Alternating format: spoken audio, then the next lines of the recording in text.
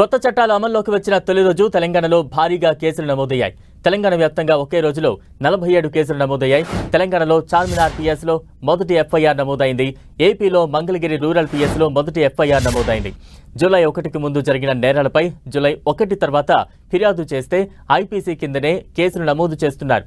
July 1 నుంచి జరిగిన నేరాలకు మాత్రం బిఎన్ఎస్ కింద కేసులు నమోదు చేస్తున్నారు పోలీసులు.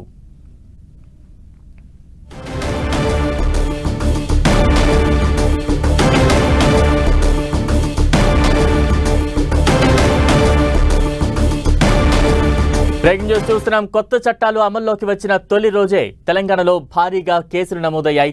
తెలంగాణ వ్యాప్తంగా ఒకే రోజులో 47 కేసులు నమోదయ్యాయి. తెలంగాణలో చార్మినార్ పిఎస్లో మొదటి ఎఫ్ఐఆర్ నమోదైంది. అటు ఏపీలో మంగళగిరి రూరల్ పిఎస్లో మొదటి ఎఫ్ఐఆర్ నమోదైంది. జూలై 1కి ముందు జరిగిన నేరాలపై జూలై 1 తర్వాత ఫిర్యాదు చేస్తే ఐపీసీ కిందనే కేసులు నమోదు చేస్తున్నారు. జూలై 1 నుంచి జరిగిన నేరాలకు మాత్రం బిఎన్ఎస్ కింద కేసులు నమోదు చేస్తున్నారు పోలీసులు. తాజా అప్డేట్స్ అందించేందుకు మా ప్రతినిధి సునీల్ సిద్ధంగా ఉన్నారు. సునీల్, దేశవ్యాప్తంగా అమలై ఉన్నటువంటి కొత్త చట్టాలకు సంబంధించిన దానిపై ఇప్పటికే దేశవ్యాప్తంగా పలు పోలీస్ స్టేషన్లో పలు ఫిర్యాదు కూడా రావడం జరిగింది. ఇందులో తెలంగాణ రాష్ట్ర వ్యాప్తంగా నిన్న ఒక్కరోజే 3 చట్టాలకు సంబంధించిన దాంట్లో దాదాపు 47 కేసులు తెలంగాణ పోలీసులు నమోదు చేయనుంది. మొట్టమొదటిసారిగా తెలంగాణలో చార్మినార్ పోలీస్ స్టేషన్ లో మొదటిగా ఎఫ్ఐఆర్ నమోదు చేయనుంది. ఒక వాహనానికి సంబంధించిన విషయంలో ఆ చార్మినార్ పోలీసులు కేసు నమోదు చేసింది. మరోవైపు ఆంధ్రప్రదేశ్ మంగళగిరిలో రూరల్ పోలీస్ స్టేషన్ లో మొదటిగా ఎఫ్ఐఆర్ కొత్త చట్టాలకు సంబంధించిన దాంట్లో మొదటిగా ఒక ఎఫ్ఐఆర్ కూడా నమోదు చేయనుంది.